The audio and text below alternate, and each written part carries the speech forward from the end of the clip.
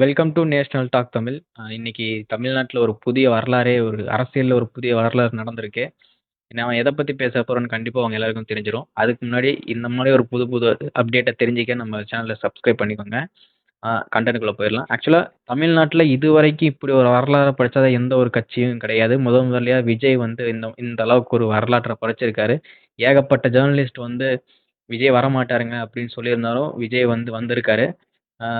விஜயோட வெற்றிய கிருஷ்ணா நீங்க எப்படி பாக்குறீங்க?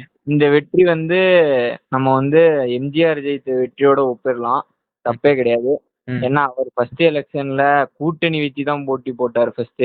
ம், கூட்டணி போட்டே அவர் வந்து ஒரு 30% தான் எடுத்தாரு.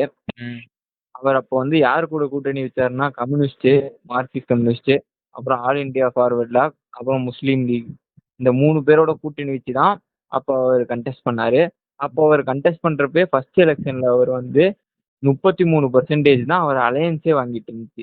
அப்படின்னா தனியா ஏடிஎம்கே வந்து 30% தான் வாங்கியிருந்துச்சு. ம், ஆனா இந்த டைம் விஜய் வந்து 35% பக்கம் வாங்கியிருக்காரு. அதாவது கரெக்டா சொல்லணும்னா 34.95. ம், எம்ஜிஆரே மிஞ்சிட்டாரு ம், பர்சன்டேஜ்ல. ஸோ இது வந்து யாராலையும் அடிச்சுக்கவே முடியாது. ஒரு மிகப்பெரிய வெற்றி. ம். யாருக்கும் அதுல சந்தேகமே கிடையாது. மோரார்லெஸ் இது இது வந்து மிகப்பெரிய வெற்றி தான். அவர் நம்ம எம்ஜிஆரோட ஒப்பிடலாம். அந்த அளவுக்கு பெரிய வெற்றி. இந்த கருத்து கணிப்புல பெரிய பெரிய கம்பெனிஸ் வந்து ஏகப்பட்ட கருத்து கணிப்புகள் கொடுத்திருந்தாங்க. அதுல மை ஆக்சிஸ் இந்தியா தான் வந்து விஜய் ஜெயிக்க வாய்ப்பு அதிகமா இருக்குன்னு சொல்லி இந்த டைம் கொடுத்திருந்தாங்க. அது நிறைய பேரால கலாய்க்கவும் செஞ்சாங்க. எப்படிங்க மை ஆக்சிஸ் இந்தியா இப்படி தந்திருக்காங்க அப்படின்னு சொல்லிட்டு. நம்ம அதை பத்தியே பேசியிருந்தோம். இதுக்கு முன்னாடி அவரு பிஜேபி இதுக்காக இப்போ 2024 அழுந்தது கூட பேசியிருந்தோம். பட் இந்த டைம் அவர் அதை தக்க வச்சிருந்திருக்காரு. இத பத்தி நீங்க என்ன நினைக்கிறீங்க? இவர் இந்த டைம் எல்லா 5 ஸ்டேட் எலெக்ஷனையும் கரெக்டாக ப்ரிடிக்ட் பண்ணியிருந்தாரு. அவர் தான் இப்போ ரொம்பவே சந்தோஷமா இருக்காருன்னு நினைக்கிறேன். ஆமா, அவர் மோரலெஸ் ஃபுல்லா 5 ஸ்டேட்டையும் சூப்பரா ப்ரிடிக்ட் பண்ணியிருந்தாரு. அவர் சொன்ன நம்பர்ஸ்குள்ளேயே வந்துருந்துச்சு எல்லா நம்பரும். இந்த டைம் பாத்தீங்கன்னா விஜய் வந்து ஃபுல் மெஜாரிட்டியும் வாங்கல. அதுலயும் கொஞ்சம் பிரச்சனைகள் இருக்கு. ம். விஜய்க்கு வந்து இன்னும் ஒரு 11 சீட் பக்கம் வேணும். அந்த சீட் யாருக்கிட்ட இருந்து வருங்கிறது தான் இப்போ முக்கியமான விஷயமே. ஓகே. இப்போ இதுல மிகப்பெரிய டாபிக் என்னன்னா, கொளத்தூர் தொகுதியில அதாவது ஸ்டாலினோட அவரோட சொந்த கோட்டையிலே வந்து பார்த்தீங்கன்னா, ஒரு பின்னடைவ தான் சந்திச்சிருந்தாரு. கடைசியில அவரு தோத்தும் போயிருக்காரு. திமுக கோட்டை சென்னைன்னு சொல்லிட்டு இருந்தாங்க. இப்போ முக்காவாசி சென்னையில ஏகப்பட்ட இடத்த வந்து விஜய் தான் வந்து கைப்பற்றியிருக்காரு. இத பத்தி என்ன நினைக்கிறீங்க? சென்னையில 2 தொகுதி தான் டிஎம்கே கையில போயிருக்கு. ஆர்பது, இன்னொன்னு வந்து உதயநிதி போட்டி போட்ட சேப்பாக்கம். மத்த எல்லா தொகுதியும் மந்திரிங்க தொகுதி எல்லா தொகுதியுமே டிவிகே வசம் போயிடுச்சு. KN நேரு அவரே சின்ன மார்ஜின்ல தான் ஜெயிச்சாரு. அது மட்டும் இல்லாம எல்லா எஸ்பி வேலுமணில இருந்து தங்கமணி, ஆர்பி உதயகுமார், டி ஜெயக்குமார்னு எல்லா முன்னாள் அமைச்சர்கள் இன்னாள் அமைச்சர்கள் எல்லாருமே 2வது இடம் 3வது இடம் தள்ளிட்டாங்க. ஜெயக்குமாருக்கெல்லாம் டெபாசிட்டே கிடைக்கல. இந்த மாதிரி ஒரு ஸ்வீப் வரும்னு யாருமே கணிக்கல. நம்ம சிஎம்ஏ தோத்து போயிட்டாருன்னா பாத்துக்கோங்களேன். அதான் டெபாசிட் சொன்னம்போது தான் ஞாபகம் வருது. என்டிகேல 234 தொகுதியிலயும் வந்து எல்லா எம்எல்ஏக்களும் டெபாசிட் இழந்திருந்ததா சொல்லியிருக்காங்க. முக்கியமா சொல்லணும்னா என்டிகேவோட தலைவர் சீமானே டெபாசிட் இழந்திருக்கதா சொல்லியிருக்காங்க. அந்த அளவுக்கு விஜயோட வருகை அவரை தோற்கடிச்சிருக்கு. என்டிகே, டிஎம்கே, ஏடிஎம்கே எல்லா பக்கம் இருந்தும் அவர் ஓட்டு பிரிச்சிருக்காரு. இந்த ஒரு செட்ல இருந்து ஓட்டு பிரிப்பாருன்னு நம்ம நினைச்சோம். ஆனா எல்லார்கிட்ட இருந்தும் கொஞ்சம் கொஞ்சம் ஓட்டு பிரிச்சு அவரே சிஎம் ஆயிட்டாரு.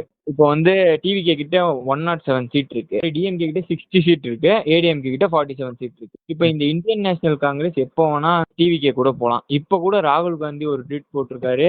விஜயை கங்க்ராச்சுலேட் பண்ணி அவர் ஃபோன் பண்ணி வாழ்த்து சொல்லியிருக்காரு. அதுவும் இல்லாம அவர் ஜெயிச்ச கேரளாவையே பின் பண்ணி வைக்கல ட்விட்டர்ல. பட் டிவிகே வாழ்த்துனது வந்து பின் பண்ணி வச்சிருக்காரு. நமக்கே தெரியும் ராகுல் காந்திக்கும் விஜய்க்கும் இருக்க ரிலேஷன்ஷிப் ரொம்ப ஸ்மூத்தா இருந்துச்சு. எலெக்ஷனுக்கு முன்னே அவர் தான் டிவிகே கூட போகணும்னாரு. ஆனா அது ஃபார் சம் ரீசன் இது வந்து மேட்ச் ஆகல. கண்டிப்பா காங்கிரஸ் வந்து டிவிகே கூட போகிறதுக்கான அதிக வாய்ப்பு இருக்கு. அப்புறம் பிஎம்கே கூட போக வாய்ப்பு இருக்கு. ஏன்னா அவங்க வந்து ரூலிங் பார்ட்டியோட இருக்கிறதுக்கு விருப்பப்படுவாங்க. அப்புறம் டிஎம்கே அலையன்ஸ்ல இருக்க சிபிஐ, சிபிஎம் அவங்க கிட்ட 2 தொகுதி இருக்கு. அவங்களும் டிஎம்கே டிவிகே கூட போக வாய்ப்பு இருக்கு. விடுதலை சிறுத்தைகள் கட்சியும் அதிருப்தியில தான் இருக்காங்க. அவங்க கூட போக வாய்ப்பு இருக்கு. பட் விடுதலை சிறுத்தைகள் கட்சி, பாமக 2 பேரும் ஒன்னா போக முடியாது. யாராவது ஒருத்தவங்க போகலாம். தேசிய முற்போக்கு திராவிடர் கழகம் பிரேமலதா கட்சி வந்து போகலாம். ஆனா அவங்களுக்கு வந்து 10 சீட்டு ஒரு ராஜ்யசபா சீட்டு கொடுத்துட்டாங்க. இதுக்கு மேல அவங்களுக்கு ஒர்த்தே கிடையாது. 1% ஆன கட்சிக்கு இவ்வளவு சீட்டு இவ்வளவு ராஜ்யசபா கொடுத்துட்டாங்க. அந்த நம்பிக்கையாச்சும் அவங்க கண்டிப்பா இருந்தே ஆகணும். ம். ஸோ அவங்க போக மாட்டாங்கன்னு நினைக்கிறேன். எனக்கு தெரிஞ்சு டிஎம்கே அலையன்ஸ்ல இருந்து இப்போ காங்கிரஸ், 2 கம்யூனிஸ்ட், ஒரு விசிகே போனாலே 11 சீட் வந்துருது. ம். ஸோ எப்படியும் ஈஸியா வந்து விஜய் சிஎம் ஆயிடலாம். இப்போ நம்ம பர்சன்டேஜ் வைஸா பிரேக் டவுன் பண்ணிடலாம். ஓகே. இப்போ டிவிகே தனி பார்ட்டியா 35% வாங்கியிருக்கு. ம். டிஎம்கே as அலைன் மொத்தமா 31% வாங்கியிருக்கு. ம். டிஎம்கே as சிங்கிள் பார்ட்டியா 24% மட்டுமே வாங்கியிருக்கு. அதாவது டிஎம்கேக்கும் டிவிகேக்கும் பர்சன்டேஜ் வைஸ் டிஃப்ரெண்ட்டே 10%க்கு மேல இருக்கு. அப்படின்னா பாத்தீங்கன்னா டிவிகே எவ்வளவு லீட் எடுத்திருக்குன்ட்டு.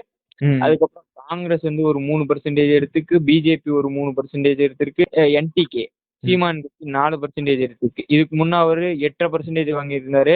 அது அப்படியே பாதியா குறைஞ்சு 4ஆக வந்திருக்கு.